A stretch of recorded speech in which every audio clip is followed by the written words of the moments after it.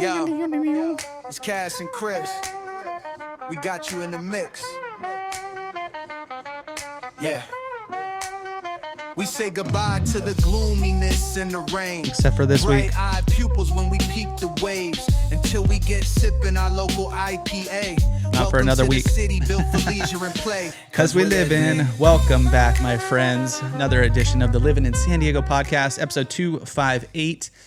We're rocking and rolling. We got a good lineup today. It's off sports. You know, our main sport that we talk about here is baseball. We do have some baseball. All right. If you guys listen to the podcast, you're gonna hear some baseball talk. Cassie's a baseball head? Is that what we call you? Yeah, nut.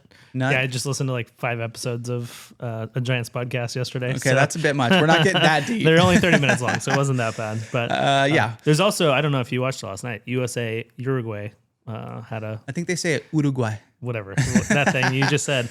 I think it was like one of the US's like biggest wins in like international play in a long time. 5-1. Nice. They destroyed them. Men's soccer. Yep, men's USA. Some kind of qualifying or pre-MLS World Cup. Have we locked in a World Cup spot? They are in the World Cup. That was the tournament last year or something like that, right? Yeah, they're in. Okay. So, but this is a big win. Good. Didn't they miss it a few years ago? Was it last World Cup? No, it wasn't last. It was two World ago. Cups ago, I think. So lame. Can't even watch it then. Yeah, I know. Man, well, World Cups would become huge. We'll get into all World Cup talk. So it's happening, next summer? Mm-hmm. Right on. I'm looking forward to that. That'll be fun.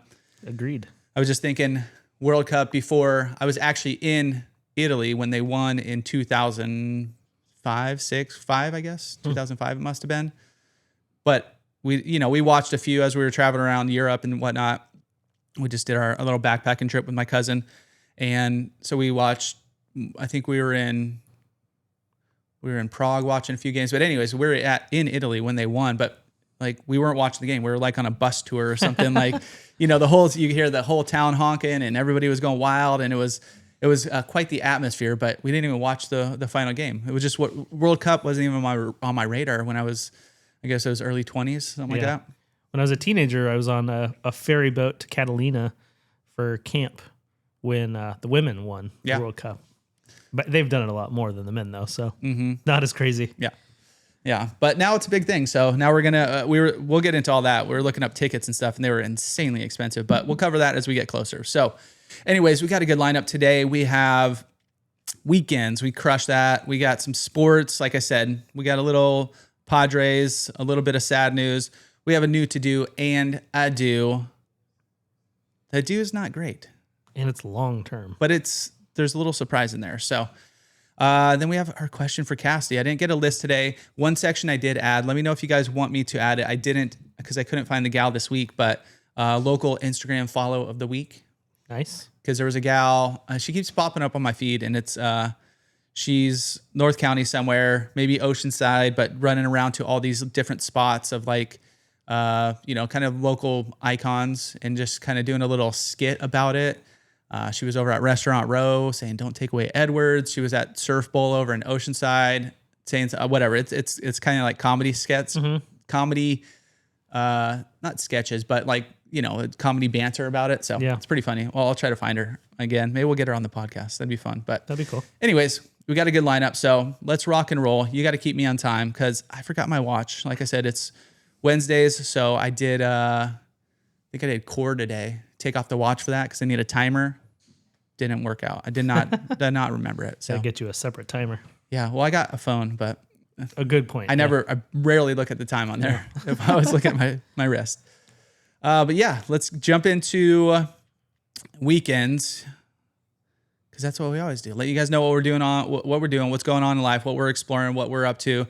This is the Living in San Diego podcast where we're getting into everything living in San Diego. We're obviously based in North County, San Diego. So a lot of our talk is about North County. Last week we brought in a little bit of Coronado, a little bit of downtown because that's where Cassidy was vibing. We got, but yeah, I think the main focus is up here. So yeah, when we hit that section, that's a lot what we do. But I'm Chris Erickson. We got Mr. Cassidy Lewis on the 1s and 2s.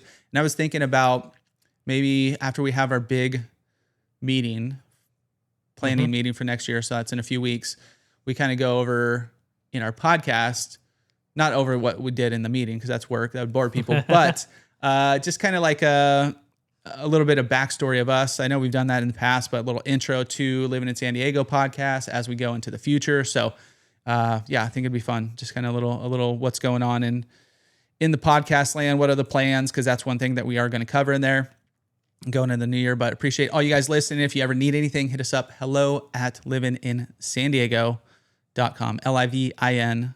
Yep. Last year, show them your shirt right now. Oh yeah, right there. Yep. LIVIN. You I don't have to if you put can see it with the microphone. Yeah, but you don't have to put the apostrophe up there, but nope. Just LIVIN at San Diego. Hello at Living in San Diego.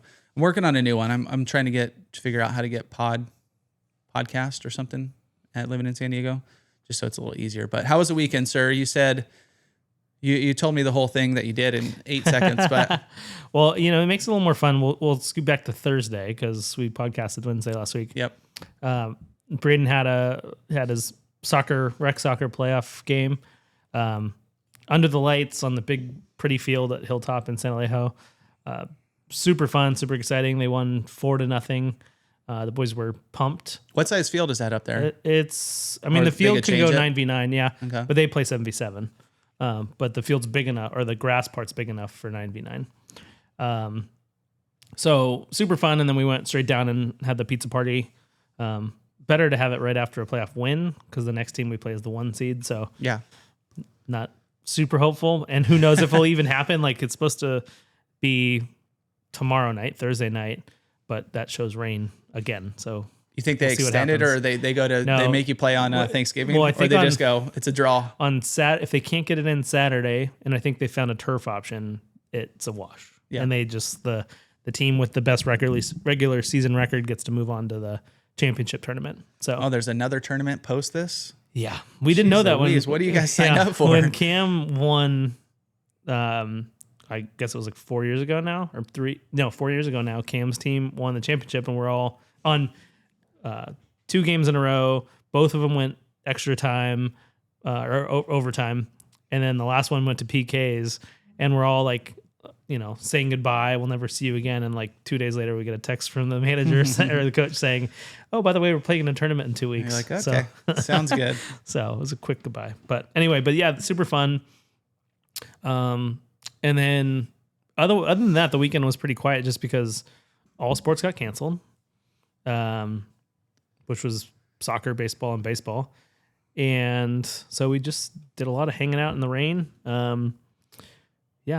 I worked a little. I got on Saturday. I showed houses in the rain. And is your sweatshirt dry yet? Yeah, it's dry. It took a lot. I mean, I was telling you, it weighed like 20 pounds after I was done. But it was a fun adventure showing houses, and it was pouring rain. It wasn't just drizzling. You don't have your umbrella from Mike? No, I don't have it anymore. It's gone. Our it's old rusted out. mentor, owner of one of the businesses, one of the companies we work for, he would give he gave everybody in the office a umbrella at one point, but then he used to go like prospect in the rain. Yeah, he's like, nobody else is out. So I was the only one there. Yeah, 100%. Yeah. But yeah, it was a couple showings, and then we just sat around and watched football on Sunday, which I don't think I've done that in a long time. Where I just sat and watched a handful of games, and I know you set aside the Bills game for 10 a.m. Bills game. Did they win? Yeah, they crushed. I think they were on. It's good. Were they on CBS? I don't know. I don't know how I was watching it, but I did see them on playing. I think it was CBS. I don't know. It was a good crew. I saw a couple posts after. So they've had some of the like big time homer. Like I can't listen to Tony Romo anymore on a Kansas City Chiefs broadcast because he loves Patrick Mahomes like no other, and it's really hard to listen to. Yeah. Even when Mahomes is sucking, he still is like just big fan, brown nosing, and it's crazy. But JJ Watt, it was Ian Eagle, who's great. He's been an announcer for a long time. But JJ Watt, this is only his 11th game he's done. Phenomenal. Yeah. He's so good. So, it was a fun one to watch. Does he have a son, Ian, or is he the son? Oh, one of these announcers has their son announcing now. I don't even know if it's on football. It might just be baseball. I don't know. There's one, and he sounds exactly like his dad. Joe Buck? I don't know. Does he have a son?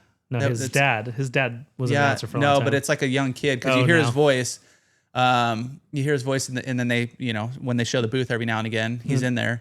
I'm like, Oh yeah, that is okay. I forget who it was though, but one of these announcers. Yeah. Real quick, back to your jacket getting soaked. Yeah. So what would you call? What are you wearing? Is it It's a hoodie. A hoodie, jacket, sweatshirt. What do you go by all those? Just Would you hoodie. call it a jacket at some point? No, I'd call it a sweatshirt. My wife from the East Coast is very adamant about, because I'll tell the boys, hey, go get, or go get a jacket, whatever. She's like, do you need me in a sweatshirt or a jacket or that? I'm like, I don't care. Put something on. Like I call everything. Living in San Diego, I call everything a jacket, whatever.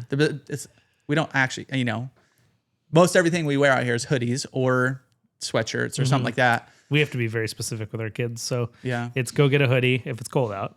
Go get a jacket if it's raining. Yeah. So, and then they won't wear a jacket. So like we sent them to school the other day and Cam refused to bring a rain jacket. Yeah. Braden's like, okay. And then he shoves it in his backpack. I don't even know if he wore it, but Fine, I will. yeah. But anyway, Right. So you're different just than want I. to get wet. Yeah. I don't wear jackets very often. You Nobody wear them does. more often I just than call I do. everything a jacket. I'm like, here, go grab a jacket. That's funny. Whatever. Throw anything that you put on your body to keep you warm is a jacket, in my opinion. Above the waist. Yeah, about the waist. I do have jeans. I got pants, that kind of thing. So, Yeah. All right. Anything else? No, that was about it. Yeah. Just mellow. Did it dry out, by the way?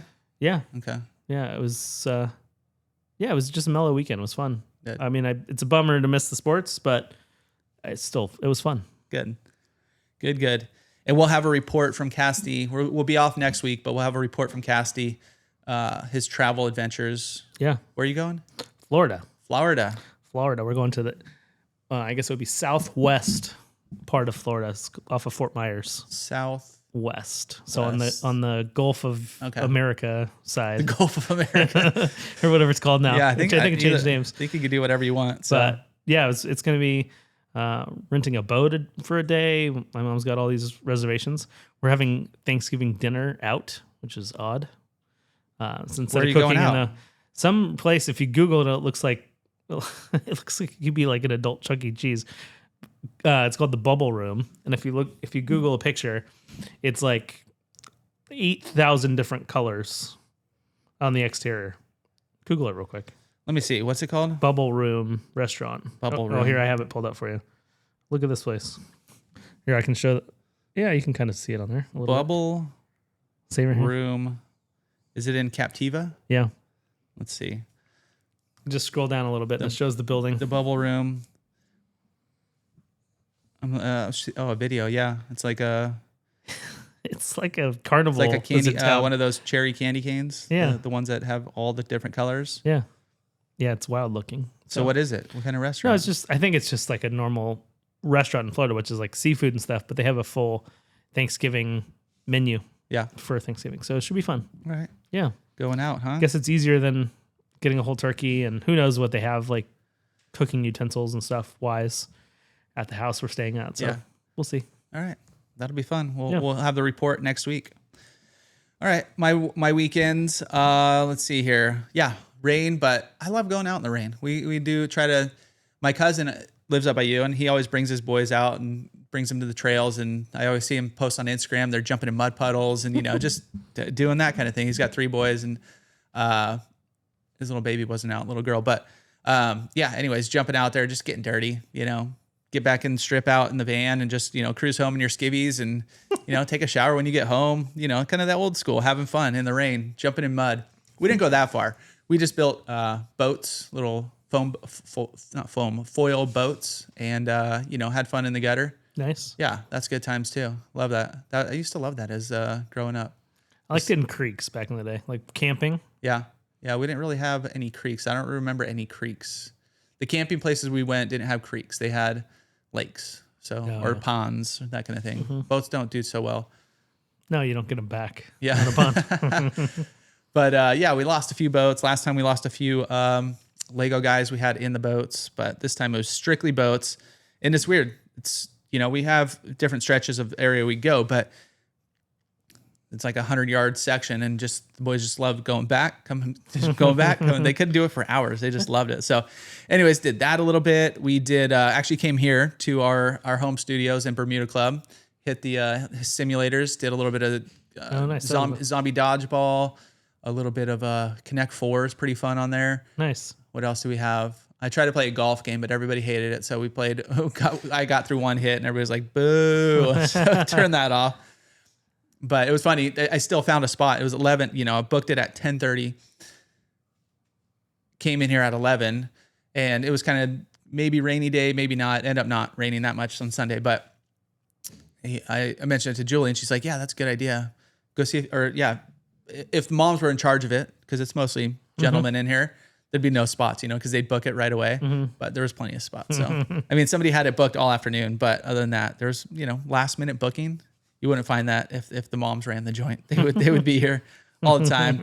Also, want to welcome one thing we do around Thanksgiving, Mr. Dr. Turkey Feet. Are you aware of him? It's started a few years ago when the kids were a little younger, and just a way to maybe Julie got it off. I don't know where she found it, but it was her idea. So you cut out a turkey, starts with no feathers, and then you add feathers every day, however often you want, but just stuff you're grateful for. And then at the end, we'll kind of read it all. But just fun getting the boys a little bit of thought into what they're grateful for. I think Brewer he went on a rampage. He had about 15 feathers in at once. So he's got a lot up there. The rest of us have a few up there. But anyways, just wanted to welcome Mr. Dr. Turkey Feet into Was our house this Mr. year. Doctor? Are you allowed to say that? Mr. Doctor. Yeah, I don't know. They named him, so I don't know. He just had that name. They must have been. Now they're 7 and 9, so it's probably 4 years ago, maybe. So they're much younger. So nice. that's what came up, Mr. Dr. Turkey Feet. And also, was looking for some kind of like I guess it's our yearly, maybe our biannually Chinese food. Mm-hmm. And there's a new spot in Encinitas that will remain nameless because we didn't go there. But it's got really bad reviews. And I was wondering if it's like a hit piece from other Chinese places around that are like, it wasn't. Because they're all in Chinese? No. It's just like, reviews. There was some good, but let's say, on Google, a lot of people looking at Google, I didn't look at Yelp even, but it was like 3.8, which is like not McDonald's great. Level, maybe Taco Bell level, And this is like a little restaurant, I think it's family owned kind of thing. It's not a chain or anything. So I don't want to throw any shade on them, but you got Chin's over there, a few other spots.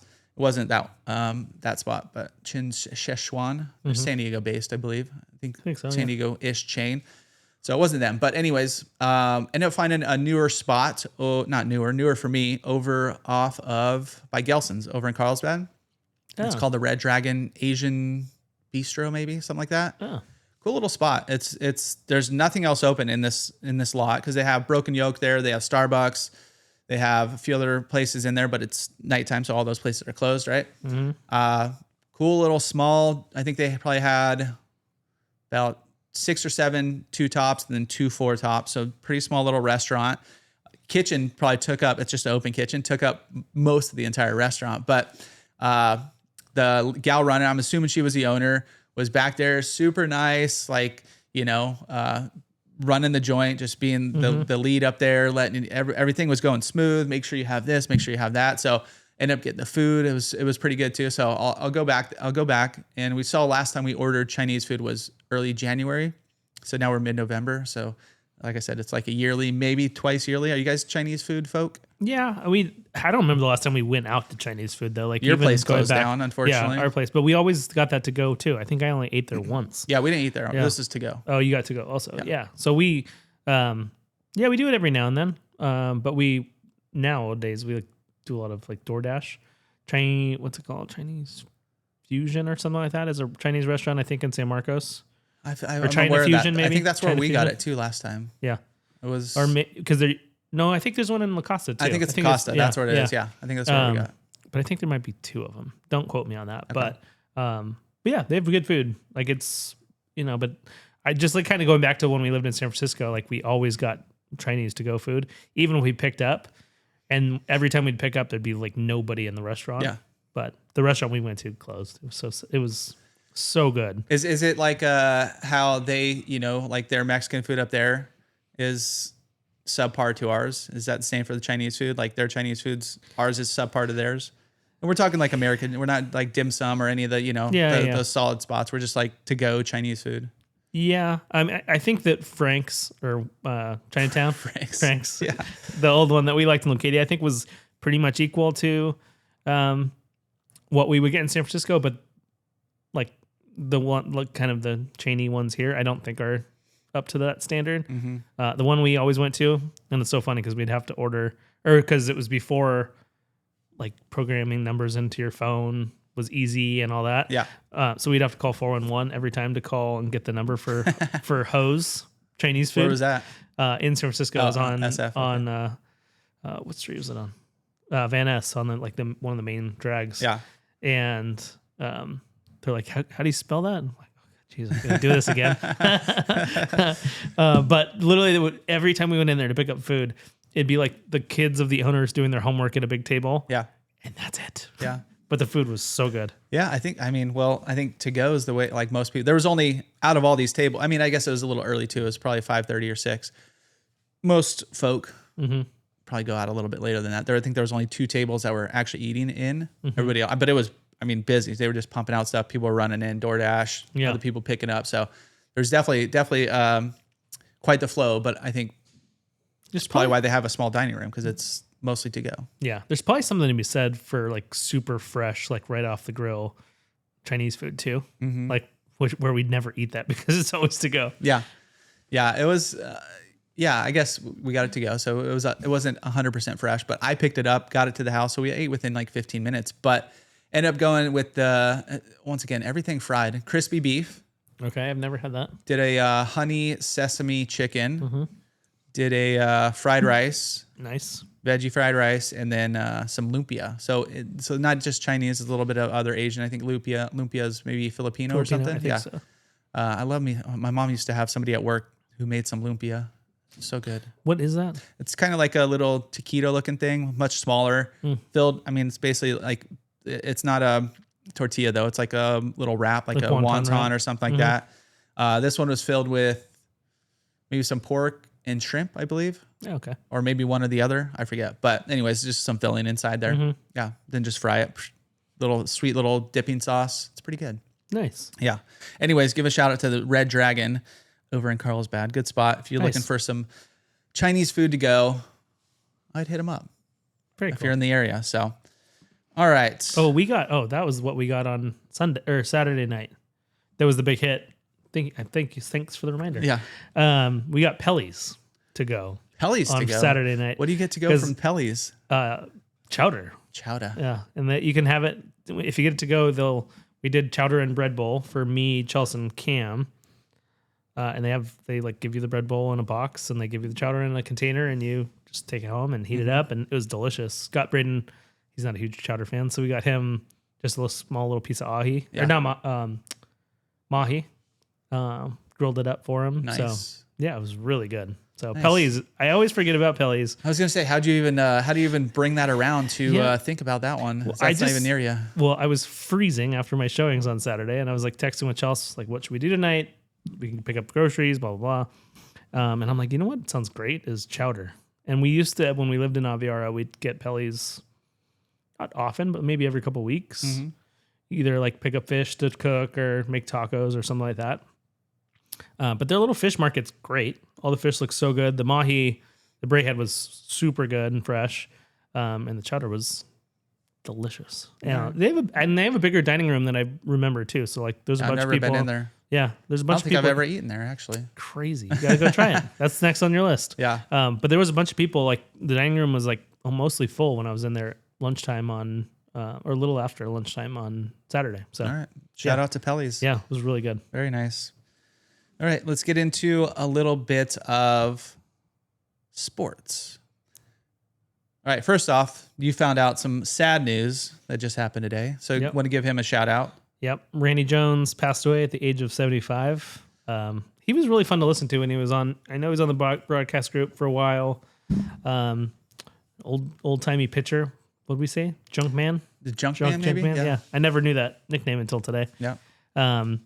But just a really cool personality. I know he had some health issues a few years back. Still my favorite hot dog at Petco Park is the Randy Jones barbecue hot dog. So, good to know. Yeah. It's good. Isn't it more of a barbecue joint? It is. Well, I think Randy Jones Barbecue has closed, but they have like a Randy Jones. It's essentially like a hot dog stand, but I think it's called. But they have bacon wrapped hot dogs, regular hot dogs, and then they have like peppers and onions and. What do you go for? I just like regular hot dog. I've had the bacon wrapped one, but it's just a little much. So yeah, it seems like a lot of salt in there, mm-hmm. a lot of sodium intake. Yeah. So I usually just go regular one, but it's on like a tasty like sesame bun and stuff. It's good.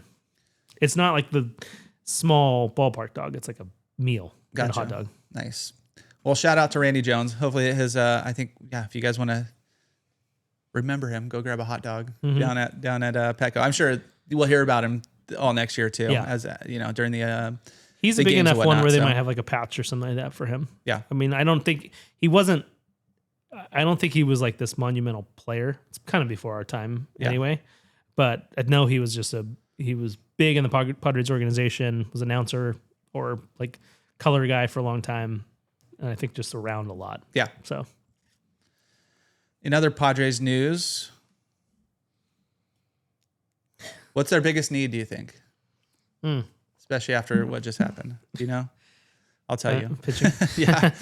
Both Dylan Cease and Michael King are expected to decline the 1-year $22.025 million qualifying offer today. The Padres would receive compensation in the form of draft picks if they sign elsewhere, but losing Cease and King would put a massive hole in the San Diego rotation. So, likely leaving. Cease, ups and downs. Fun on older. Older. They're both. King's a little older. I think Cease really? is 29, King's 30. Oh wow, I thought it was the other way around. Yeah, King, maybe the other way. But one's 29, one's 30. So they're close. but yeah, and then Yu Darvish is even older, but he's out all next year for elbow surgery. When's Musgrove come back? Because he'll be back next year. So at the start. Yeah, sounds like he'll be ready. Pivetta will probably be the number one, and then they're figuring out who else is going to be there. Vasquez, he's got a little play. One article I read, maybe it was this one, throwing out maybe bringing somebody out of the pen, like Morihone, Miller, somebody like that. But then you throw a wrench into your pen. Yeah, Miller. Kyle Hart got re-signed. He had a few innings pitched. He's a young dude, but he's a reliever though, right? What's that? He's a reliever. He's a reliever, yeah. So we shall see. But here's what Kevin Acee. Here are 4 ways the Padres can assemble next year's rotation. Quality innings from Musgrove.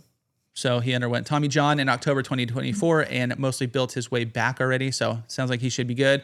The Padres will almost certainly slow play his build up in spring training, but he has averaged a 3.2 ERA, 146 strikeouts, and 140 innings during his 4 seasons in San Diego.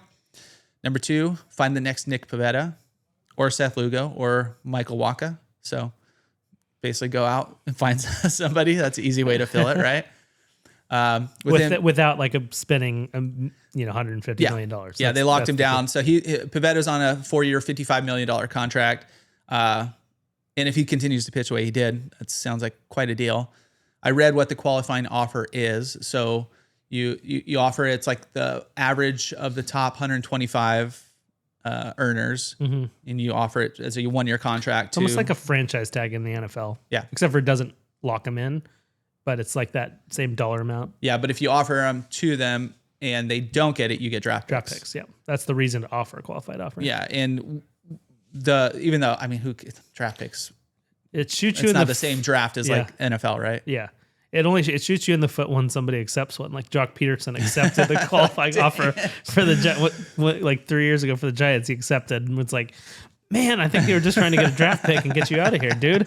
He's like, looking around. Yep, 22 million. Yeah, for sure. Yep. But yeah, so they could fill it with a. So Pivetta came in and had a pretty decent season for the Padres this year. Finished with the 2.87 ERA and 6th place finish for the NL Cy Young. I would call that pretty solid. Be wary of depleting the pen. So speaking of front of the rotation upside stuff-wise, Mason Miller and Adrian Morihone clearly have it. Then again, they're 2 of your best relievers. If the Padres were to transition either into the starting role, it comes with a major risk. It's already without closer Robert Suarez, who's now a free agent, but moving them in there obviously would deplete some strength that we do have right here in the bullpen. We'd watched the Giants the last 2 years try to get Jordan Hicks from reliever to starting pitcher. He was a starting pitcher in the minors, but then went to reliever, and then they tried to get him back and they just fizzle like pretty quick. That's the only negative is just because it takes a long time to build up. Yeah, right? yeah. But once you build up too, it's like you need seasons of build up. Yeah. Just to get that strength. And I remember he lost a bunch of weight, and like there's just a lot that goes into pitching 6 or 7 innings consistently every 5 days. It says perhaps our other candidate, David Morgan, has been mentioned, given his arsenal, though he's still relatively new in pitching. San Diego just brought back Kyle Hart to a 1-year deal. He played with a team option for 2027, but his stuff played way up in the bullpen. So another bullpen guy. Or number 4, you could fill in the back end any way possible. So trades, fringe free agent signings, non-roster invites, prospect call-ups. Randy Vasquez is mentioned as a steady rotation 2025, potentially. JP Sears, Matt Waldron. I think he had his heyday 2 years ago. Knuckleballer. And then at some point, either knuckleball got a little worse. Yeah. And then he just started getting raked. Yeah. It was just like hitting bombs. Like, they're just throwing a slow ball in here. Yeah.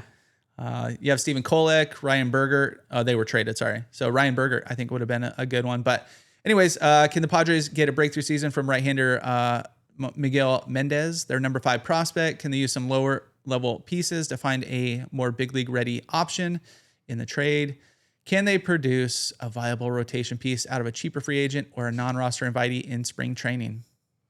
I think JP Sears will be a good one just to eat innings. Yeah. Like he's a number 5 starter. I was just looking back at his stats, and like 2024, he was 11-13 for the A's. So not bad. I mean, for the A's. Yeah. He could be a 5 guy. Get him in there. Right. Yeah. Get you 4 or 5 innings too. Yeah, exactly. Bring in your bullpen. Yeah. They'll be working a lot, but hey, whatever. Yep. All right. In other news, this is a funny article from. It says a Dodgers announcer, Shohei Ohtani tips it. Let me read that again. A Dodgers announcer said Shohei Ohtani tips his cap to every every MLB team except one. Do you know who that is? Chance. MLB superstar ended pregame salute tradition with the San Diego Padres following the June incident. So it was 9th inning. Tatis has been hit 3 times during this game. 9th inning, Padres are up 5-0. So whatever, they're not trying to hit Tatis in the top of 9. It's a home game.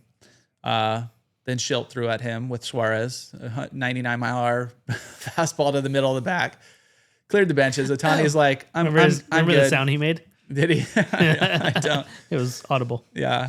But he's like, guys, cool. Like, whatever. So anyways, after that, talk about playing the game, knowing how to play the game. Dave Roberts was talking some, not trash. He was just, saying, why would you do that? This and that. So anyways, after that game, Ohtani had no longer, if you're watching, he no longer tipped his cap that's a hard sentence. Tipped his cap to the Padres. So I just thought that was funny. But Schilt's no longer here. So, and it says at the bottom, obviously, if saw some of that in the game, you wonder like what else was going on in the clubhouse. Let me see if it was at the bottom here. Yeah, all these new baseball players are soft. It's like the old school baseball, like getting drilled and then getting drilled. Yeah, if you're like, it'd happen all the time. I remember even like early 2000s Giants,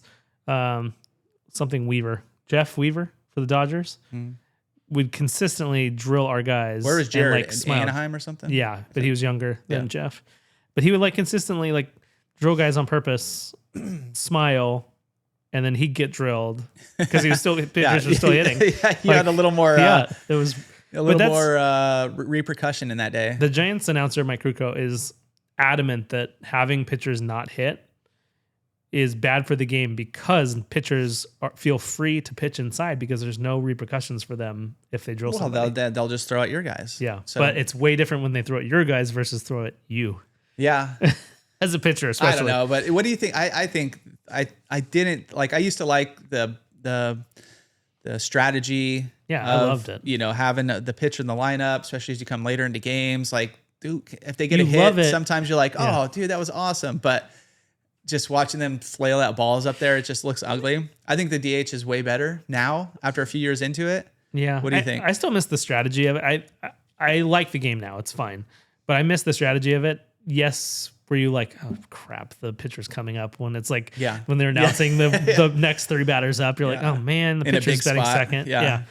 But I liked the strategy of it. I liked being different than American League. And I like I don't know who's at an advantage too when you got to World Series time, but like when they were playing in an NL ballpark to have that team have the pitcher hit was hilarious. That was just like, that was ridiculous. So that was kind of fun having the difference. But I think as far as the game and, a little more action going on, especially at your team, because a lot of times they would come up in that situation where it was like, oh, God, we need this hit right now. Yeah. I mean, you pitch hit for him, but then you pull your pitcher. Right. That's like but that's where the strategy comes in too. It's like, it's the 5th inning. Do I pull my pitcher now because we have 2 on, no outs?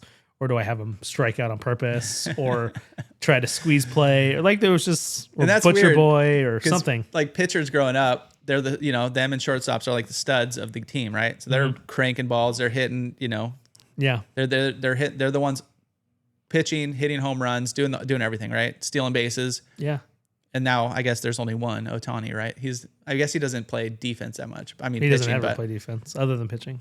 But it's just it's a wild but at the bottom, so the Padres manager resigned after the 2025 season followed by a wave of stories claiming that he'd been an extremely difficult clubhouse presence who treated other team employees poorly. Makes a lot of sense. It makes a lot more sense now. That's the end of the article. So anywho, we don't have him anymore. We have Craig Stamen. Sweet. Stamen. We'll get it right, guys. He just had his introduction yesterday, the day before. I should have watched it. But and then we're going to bring in, before we get into new, to do, and adieu, we got an extra little sports tidbit for you. It's not the stories, I'm not happy about it, but you always forget until it comes to March Madness, San Diego State's playing right now. Mm-hmm. And before this recent game, they're 2-1 now. Before last night's game, they were ranked 26, so just out of the top 25. Unfortunately, last night they lost to Troy. That seems like a team that you shouldn't lose to. Do you know where Troy is? I don't know. Is it in New York? I was going to say Italy or something. I don't know. Not sure. I don't know. But Troy upset San Diego State in a double OT after Aztecs heave extends the game. That was a really poorly read sentence by me. Let me read that again. I was put the wrong emphasis on the wrong syllable. No, the wrong punctuation. So Troy upsets SDSU in double OT after Aztecs heave extends the game. So at the end of the game, it was like a half-court shot to bring it, more than a half-court shot to bring it to OT. So they made a comeback. They were down for a while. I think they said they started the game down 14-2 or something like that. But Miles Bird drained a 50-footer at the regulation as the regulation clock hit 0-0 on Tuesday night at Viejas. Unfortunately, they lost 108 to 107 in double OT. It's a high-scoring college game. Yeah, we did have Magoon Guath, one of our stars, returned. So he's getting back. But Troy entered the night number 135, and San Diego State was just out of the top 25, like I mentioned. So anyways, we'll keep an eye on SDSU, bring them in a little bit more. Troy going to be a powerhouse this season now then? Yeah, they're coming on. So they said San Diego State's lineup is not getting any easier. They're going to be hitting some actual, not 135 ranked teams, but maybe it'll wake them up. At the beginning of the season, you still see a lot of teams make a run after that, right? You see some big upsets, and then maybe they go on a big run after this. So anyways, we'll keep you up to date. I always like to get into basketball the closer we get to March. So as we get a little bit closer there, we'll dive in. But nice. Little SDSU, my alum. All right, we ready?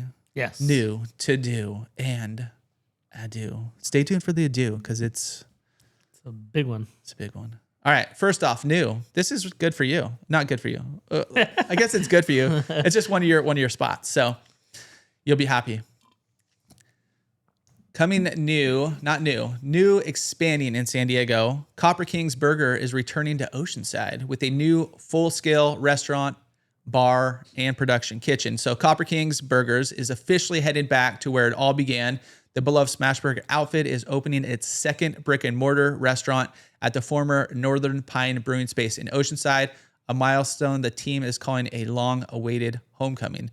Founded in Oceanside in 2020, as a humble coastal food truck, Copper King's quickly built a cult following for its house ground beef patties, Japanese milk buns, scratch-made sauces, and wildly creative specials. So, what do you think?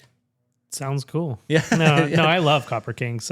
So I don't know how often I'll get all the way up to Northern Pines area, but yeah, it's great. We will have to go check it out. So it's potentially opening. They're shooting for early to mid 2026. So their aims to open March 2026 at 326 North Horn Street in San Diego's North County city of Oceanside. You can go to copperkingsburgers.com. But I mean, they used to be at Lost Abbey, right? Well, every Saturday, other breweries too, but that was like one of their stops. Yeah, I think like right out of COVID, that was one of our go-tos on Saturdays for a while. Their food is so good, and I took the boys there during summer, at the end of summer break, I want to say, because we went bowling and grabbed lunch, and then went bowling. Yeah, because right next to it in San Marcos, and it is all their food is delicious. That's what they said. They have a lot more than just burgers. So this Oceanside location. So I looked it up on a map because I was like, Northern Pine, I've heard of it. You know, it's been there or was there for a long time.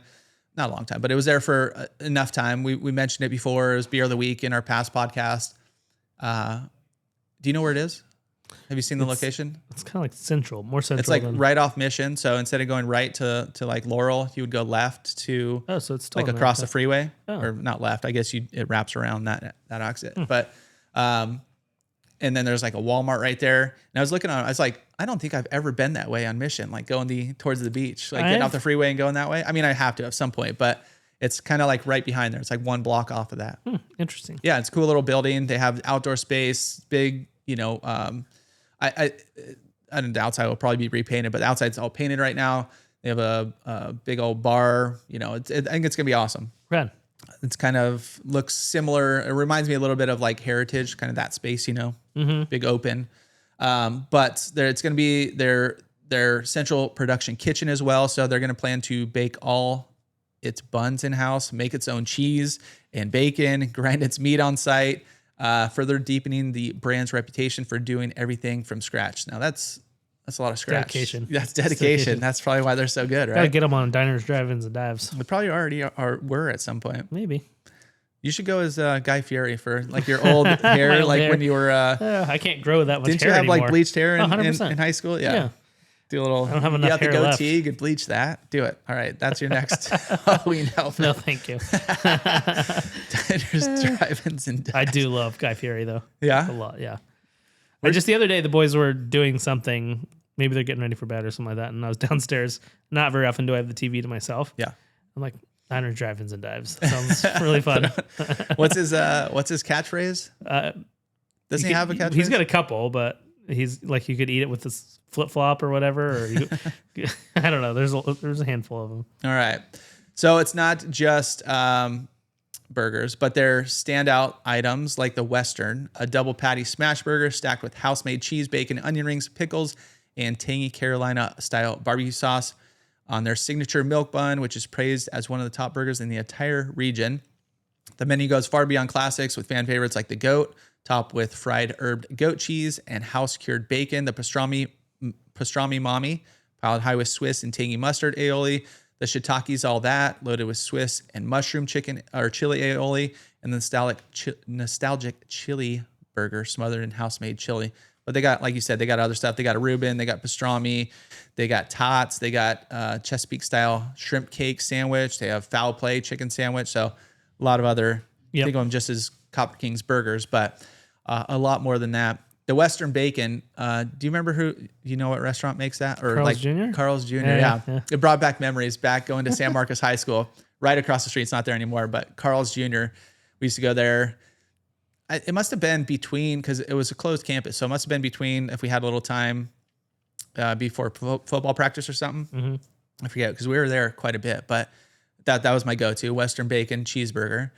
I used to eat not great. Like I guess all of us did in high school and all that kind of stuff. Just a lot of fast food, a lot of gross stuff. But anyways, loved it. You know, it's got barbecue sauce, got the onion ring on there. It was delicious. Yeah. But I remember I always thought, I don't know, maybe it could have been somebody in there, but it always smelled like BO in there. That's a good sign. I think, but there's also a bunch of us football players in there. There's also some, maybe some homeless folk in there. So it was kind of, I don't know where it came from, but it just brought back memories reading the Western bacon cheeseburger. Now, Copper Kings does not have that. So definitely keep eyeing them. Go follow them. I've had that Copper one. Kings. I've had that one once. The cool thing about their burgers and the dangerous thing about their burgers is I think you can get all of them as singles or doubles. Unless you're like ready to eat a ton of food, don't ever do a double. Because I remember They're biggies. they're huge. Yeah. I mean, they're smash burgers, so they don't seem like they would be. But when you add an onion ring and you add bacon and you add cheese and barbecue sauce, it's a lot. Yeah, I think some of these sandwiches you see like on diners, drive-ins, where they're just like insanely big. massive. And no, dude, you got it like burgers. Like I need to be able to one-hand a burger, right? Mm-hmm. You need to be able to be a drive-in and eat a burger or a sandwich or something like that. I don't think you can eat any of the Copper King burgers while driving. No, okay. I won't do Their it, sauce, their sauces are also so good. Yeah. Like just getting when I get their burger, I pretty much just get like the plain one now. But getting a couple of the sauces on the side, they're all super good. Yeah. So keep eye on that. Go follow them over on Insta. They'll be opening. I think the only time I had them, I haven't been to the San Marcos location, but had them at least once over at the Los Sanctuary. No, is that not Sanctuary? Is that the Sanctuary? Yeah. What's the Cardiff one called? That's the Confessional. There we yeah. go. Okay. Now jumping into To Do. First off, To Do. Did you miss it? The North City Car Show, November 8th in San Marcos. Yeah, I missed it. Yeah. That's where they do the farmers market. They're doing all kinds of stuff down in North City. But anyways, that's not what that's not what our To Do is. We do have the Encinitas Holiday Street Fair. We mentioned that last week. But on November 27th, which is, do you know what day that is? Is it next Sunday? No. I don't know. Next Thursday. It's Thursday. Thanksgiving. Oh, it is Thanksgiving. Yeah. Is the turkey trot. Are you a turkey trotter? I've done it before in downtown San Diego. Yeah. How was it? It's fine. You missed football, though. Yeah, but they do it fairly early, right? Isn't it just kind of go out, meet your community, hang out, have fun, whatever, not like a little party or something afterwards? Yeah, I guess if you're doing a local one, but when you drive all the way down to downtown, yeah, you miss some football. Why'd you drive downtown for that? I don't know. I just want to be You part know of the that I crew. wasn't the one that set it up, so. All right, well, if you don't want to drive downtown, there's a few up in North County. So Thanksgiving in North County means one thing, turkey trots. And there's no shortage of options, whether you're running, walking, or just there for the costumes and community spirit. The iconic Oceanside turkey trot, I don't know why they say in Oceanside, obviously, offers multiple start times for its 5K, plus a kids run, live entertainment, and a festive costume contest that always delivers. In Encinitas, runners can take in the coastal views along Coast Highway 101 during the 5K, 10K, and fun run, making it one of the most scenic holiday races in San Diego. A little further inland, the North County Turkey Trot at 4S Ranch Sports Park keeps things family focused with a 5K and a 1K kids fun run, perfect for little legs and stroller crews alike. So whether you're looking to earn your pumpkin pie or just join the neighborhood tradition, there's a trot for every pace and personality. See, I've never done one, but I was just thinking, I kind of want to do one maybe this year. I'm going to see. Nice. We'll see if we actually make it out there. But I know, I don't know. I think my sister does the Oceanside one or has done the Oceanside one in the past. But she's hosting, so that'd be tough. Especially when her kids were younger. Yeah, no, I do the Encinitas one, but just a quick shot down there. Mm-hmm. You know, I'm not traveling to San Diego. Not going to 4S Ranch, that's for sure. No, but for sure. Yeah, let me know. What is it worth it, guys? Are we doing the turkey trots? Is it? I know it'll be fun. I'll ask the boys, see if they want to. I know one of my boys. Would they do the 5K? No, I know Brewer would just complain the whole time. So we'll see what happens. Even if he did the 1K. Yeah, it's just gonna be. Oh my gosh, this is the worst. Yeah, what did we do? We did the 2 years ago. We did the 4th of July. I want to say, I don't know if it was a 5 or a 10K. I can't remember, but I did it twice essentially because I dropped everybody off, then walked to the event, and then ran the event, and then walked back to the house. So down in Coronado. Okay. Yeah. So you did a bunch. I did it twice. 5K is 5 kilometers. If you just didn't know, which is equal to, do you know the answer? 2.6? 3.1. 3.1. Yeah. 3.1 miles. So not too bad. Yeah. Can't remember if we did less than an 5 or hour. 10. We must have done 5. 15 to 20 minutes for elite runners, 45 to 60 minutes for walkers. For an average runner, a 5K takes 25 to 30 minutes. So, yeah. If I do it, I'm definitely going to get, you know how people have like the 26 sticker on their cars? Get like Just a 5. a 5K. No, just going to say 5. I guess it'd be 3.1, I guess, if we're doing mileage. So, Yeah. let's do a 3.1. Oh, that's Zoom. That's not my doc. Okay. Now, Adieu. What's going on? There's Some noise. some work going on. Let me know if you guys hear that in the background. But okay, here we go. This one, Cassidy brought to my attention. I did. I because did. he's It's not before rude. you. Yeah. Oh, jeez. Encinitas Ale House announces end of an era in San Diego's North County. After nearly 2 decades as one of North County's coziest beer sanctuaries, Encinitas Ale House has announced it will not renew its lease, with plans to close its longtime Coast Highway 101 location. So, in a heartfelt social media post, the team behind the locally world-famous pub said they are choosing to end this chapter with love and attention, not exhaustion and debt, while encouraging regulars to come raise a glass many more times before the lights go out for good. The good news is the gastropub will close after its lease expires in the summer of 2027. So we have some time, kids. So we will be bidding it adieu, but we got about a year and a half left. It's I'm It's a definitely long time for a closure announcement. Yeah, but like they said, they're like, a lot of people are just like closing down. They're like, we're closing out at the end of the month, so come say hi, whatever. Yeah. So they've obviously made the decision a year and a half early. They're like, come enjoy. They're like, come buy some merch, come buy and join the, do you know the 80 beers in 80 beers in 80 days club? Do you know anybody who's in I there? think Cam Clark has done it. Is he? Yeah. Not a boy. Yeah. I was thinking about, I think he brings a special mug to when he goes, I think. Yeah. Pretty sure. Not a boy. Yeah. I think I'm wondering if one of my, like, You should Matt do Potter it. might have done it. You should or go. He was thinking about it. As soon as you're done not drinking this month, you should go 80 days straight. Yeah, but that's just I don't know. Like you have to be here. Like we'll be gone certain days, so like you got to plan out where you're not leaving. Like we'll be at Coronado Cup. I'm not going to run up to Encinitas Ale House to grab a beer. Oh yeah. Like hold on, guys. I got to go instead. Like leave at 7 a.m. so I get back in time for a game or something. I got to remember to ask you which fields you're on when we get off. So we'll do that later. Okay. Let's see here. It opened in 2009 by restaurateur and brewer Tommaso Maggiore. Encinitas Ale House helped define North County's beer culture before craft tap lists became commonplace, building an international program of Belgian, German, and specialty beers alongside a serious kitchen, turning out burgers, mac and cheese, and elevated pub fare. The Tiny, always lively. I love that. The vibe in there. It's just like a small place. It's like packed. You walk in and you're like, Yeah. that's it. There's not much. You're like, that's it. That's the bar. The I whole always have place to is like, right there. I feel like every time I go, and it's been a while since I've been in there, but like you have to like time when you leave based on like if you physically can get out. Yeah.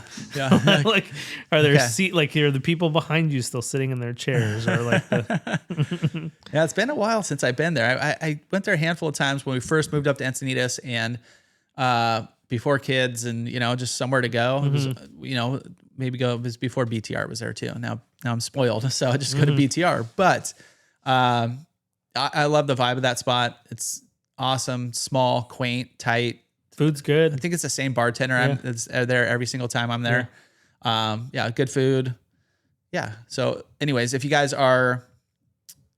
know of it or you want to hit it up, you got some time, but it'll come up on us quick. So between now and the summer 2027, the Encinitas Ale House crew is asking the community to show up and help with the proper final chapter.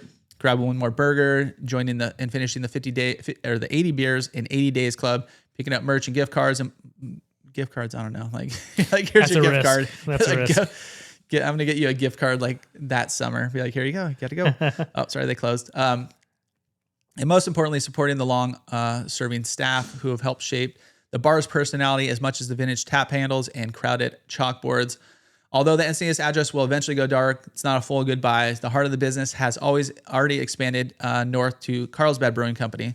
So the brewery and restaurant carries forward the ale house spirit through its beer program, food, and community-minded atmosphere. So if you guys are at let's say your kids have a birthday party over at Sky Zone, just hop next door. That's what everybody does, at least when they are a little bit older kids. You hop next door, go to Carlsbad Brew Co. Cool vibe in there too. You got some nice views overlooking the back. You got the brewery in the back. Yeah, digging that spot. So that's always packed too. Still really good there too. Yeah, good food. Obviously, way too many beer choices. You're like, I mean, we're usually going IPAs or something like that. But if you want to get funky, there's still a ton of those. If you want to get funky, you're doing like, some weird stuff. Any of the German beer, not German's not too Belgian. A lot of some the of the Belgian stuff kind of gets when you start getting a little funky. Yeah, but delirium tremens. Yeah. I think that's like a thing. Like when you get when you're an alcoholic and you drink too much and you stop drinking. That's what that's called. Yeah, I think that's what it's named after. In Belgian? Maybe. I think so. I think it's. But it's like that says Felix Barbecue. No, that's what it's called when you. Delirium. Tremens. It's a severe. Wow. It's a severe life-threatening condition that can occur after long-term heavy alcohol use when someone suddenly stops drinking. So I was kind of right. Yeah, interesting. It's a medical condition emergency characterized by confusion, agitation, rapid heart rate, high blood pressure, and severe tremors. Treatments require immediate medical attention. Like whatever, they got to put you on stuff. So, yeah, wild. So, anyways, that's a beer to have. But that's a standard beer. Yeah, that is one of the Belgian beers, right? Yeah. I don't know. I'm not a huge fan of those styles and flavors. What about you? No, I'm not a huge Belgian beer fan. I'll do them every now and again. There's some fun ones, but I had a bad experience. So I don't. Little really Delirium Tremens. Yeah. What'd you with that one? Yeah. Oh, really? Yeah. Specifically. Yakking or what? I think so. I think among other things, yeah, it was because they're pretty strong too. It's really strong. Like because they pour them in those like small goblets, and it's still like. It packs a punch. But they don't, they're not like alcohol forward, like no, they taste like sweet it's not my thing. Was this at the bachelor party or is no, this is different. No, I was with my old boss. When I was working in construction, I had a boss that was a big beer guy. And there was just a night where I went out with him down at the neighborhood in downtown San Diego. And I think he made me try like 2 sours, and then he's like, well, "Now you got to try this Delirium Tremens." And I was in my car for a really long time. Woke up with some Delirium Tremens the next day. Yeah, it was bad. Oh, nice. All right, so no more Belgian beers for Cassidy. Okay. Anything else about Encinitas Ale House? I got your question of the day, but all right, you ready for your question? I actually have 2 questions. So the first one, since you're going to miss next week, you got to catch up with 2. First off, this one comes from Brewer. I was putting together parts of this podcast before this morning, and he came down. I said, all right. He's like, question for Cassidy. What does that mean? I was like, I got to ask him a question every week. I said, you're in charge. So he wants to know. He wants to know, how was your sleep? I actually slept really well last night. You know what I woke up to is me like thinking about I guess I was awake, but I was laying in bed still, and I was like thinking through the process of making an apple pie. So since we have to make a whole ton of them, on we're Friday. Gonna be whipping out about like 30 something pies for our Pies and Pints event. So if you guys didn't get an invite, and we just got another RSVP while we were sitting here, so nice. Yeah, it's gonna be fun. We're gonna buy some pints. We're gonna give away pies. Hit us up. Hello@Living in San Diego. Love to have a listener out there. Well, actually, some of our listeners are going to be there, but hit us up. So it's good sleep. So thanks, bro. Yeah. I've been having some really good sleep lately too. A lot of, I guess, maybe part of it's not any alcohol. I like the cold weather too. Cold weather, yeah. I wore socks for the first time last night in a long time. In bed? Yeah. What are you, psycho? It was cold, dude. I know it was. Well, Chelsea sleeps with the windows open, so it's I have to. That's a little different. Yeah. Okay. Yeah, you definitely got that'll a brisk breeze coming in. But I've had a lot of not crazy dreams, a lot of vibrant dreams recently. Do you know what's it even called? Lucid dreaming? I've where heard like it, but you're in a dream, so you kind of control what's going yeah. on. You can kind of go here and there. Yeah. I did it the other day. It was pretty wild. I don't know if maybe I was listening to a podcast or something, and they're like, yeah, or maybe it was just in a dream. I don't know. If you go and open a door and like think about doing it, that's so like in my dream, I was like, oh, I'm in a dream. So I went and opened the door. And I wanted to do something. I forget what it was, but I wanted to, I think we were at like a carnival or fair or whatever. And anyways, was able to do that. I'm like, okay, now I'm in a dream, and like got to cruise around like it was like a video game or something. It was pretty cool. Gnarly. It was fun. So lucid dreaming is a thing, guys. Okay, second off, Thanksgiving. I'm going to give mine too, but I want to hear yours first. What are you thankful for? You're gonna have to say it at the restaurant at the Wise Off. What's it called? The Purple Cow Bubble Room. Bubble Room. All right, so you could try it out now. I think the easy one is just that my family's all healthy and get to be together with my mom and parents, with my wife and kiddos for Thanksgiving. It's gonna be fun. But yeah, I'm just thankful everybody's happy and healthy and. Yeah, I guess the stock answer, but it is true. It is. Yeah, that's kind of on the same track. I was just thinking, so my grandpa passed away this year. My grandma was 2 years ago, last year. Recent. And obviously it's sad, right? Mm-hmm. But I was just thinking how like our family's pretty tight. We're all local for the most part, some a little bit here and there, but for the immediate family is all right here. And we grew up here. We were all born and raised here. We were all right, Thanksgivings, Christmases, birthdays, Easters, just everything. We're always seeing people, especially my immediate family, mom, dad, sisters, brothers, etc. But just how much time we got to spend with everybody. Like, yeah, they passed away, but it wasn't like regret of, oh man, I wish I would have had done this or this or had more time or like, yeah, obviously you always want more time, but it wasn't that regret like, oh, I should have hung out, I should have called them more or that. There was none of that. It was just like I was so grateful for all the time we did have. So anyways, yeah, just having family here, like like we're lucky where all of our families are pretty tight. We get to see each other a lot. Like not everybody is that lucky, I guess. So I agree. And I mean that's the whole reason we're traveling this weekend too, or next week. We're scattering my grandma's ashes. She passed away. Now it's crazy. 2017. We're finally getting around to it.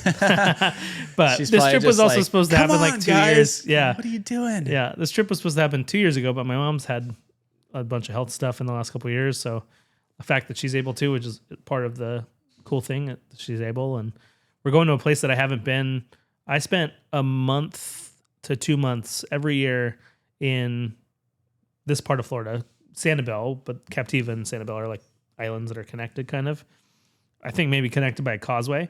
But yeah, it's a cool spot that my kids get to see that I grew up spending a lot of time in because my mom was a teacher when I was a kid. So we'd go for summer break. Nice. My dad would get a ton of work done and yeah, so it should be fun. Nice. That'll be good. Yeah. We'll report back on 259, I believe. So stay tuned for that. Are you flying out of the new terminal?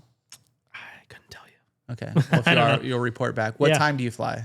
Early morning. Yeah. How early? Early enough to have a beer. Okay. I was going to say, are you doing an airport beer? That's what I was wondering. Maybe Bloody Mary. We'll see. Okay, one of those things. One of those. Yeah. Okay. Yeah. Airport beers are the best. Yeah. All right. We'll leave you guys with that. So anyways, happy Thanksgiving. We'll catch you guys all in 2 weeks and hit us up. Hello at Living in San Diego. We'll catch y'all in the future. Adios.